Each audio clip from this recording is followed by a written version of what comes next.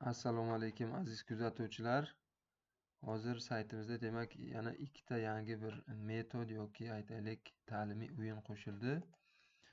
Yo'nalish algoritmi deb nomlanadi. Bu asosan informatika darslarida demak algoritm atamasini, algoritm bosqichlari qanaqa bo'lishini o'rgatishda demak kerak bo'ladi.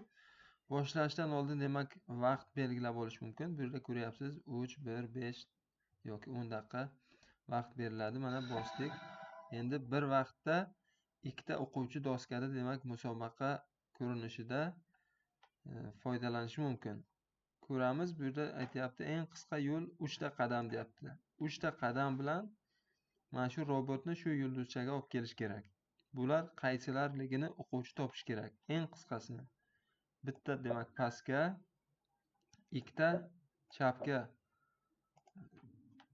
demak bosish orqali ishga tushiramiz. Qani, mana ko'ryapsiz, 3 ta qadam orqali robot yulduzchaga yetib kelyapti. Keyingisi ikkita qadam deyapti. Eng qisqa yo'l ikkita qadam bilan shu robot yulduzchaga yetib kelish kerak. Bitta o'ngga, bitta pastga ishga tushiramiz. Mana ko'ryapsiz, yulduzchada robot. Eng qisqa yo'l deyapti, ikkita qadam deyapti. Ba'zi o'quvchilar boshqa yo'llar bilan ham olib kelish mumkin. Aytaylik, bitta o'ngga, bitta ikkita pastga va bitta chapga ishga tushiramiz. Ko'ryapsiz, bu uzoqroq yo'l bilan kelyapti, lekin kelyapti. Burada shartda aytyapti, eng qisqa yo'l deyapti, ikkita qadam bilan kelsin deyapti.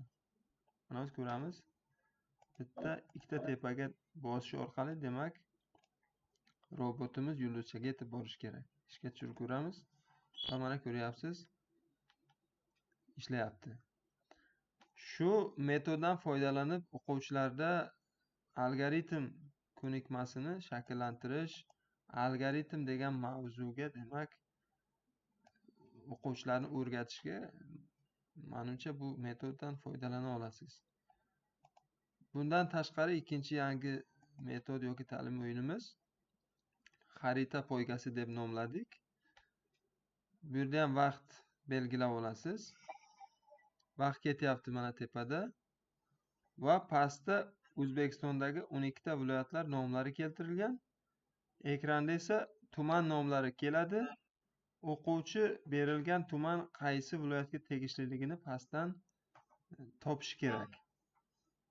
Misol uchun mana Qarshi shahri qaysi viloyatda joylashganligini topish uchun bosish kerak.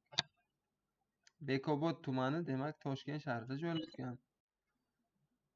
Bu asosan o'quvchilarda geografiya fanlarini yaxshi o'zlashtirish uchun tarix, geografiya fanlarida demak foydalana olishadi. Boshqa fanlarda ham aynan shu metoddan foydalanishingiz mumkin. Bu o'quvchining o'zidan kelib chiqqan holda foydalana oladi. E'tiboringiz uchun rahmat. Bizni kuzatishda davom eting. Yangi metod, yangi o'yinlar albatta biz qo'shib boramiz.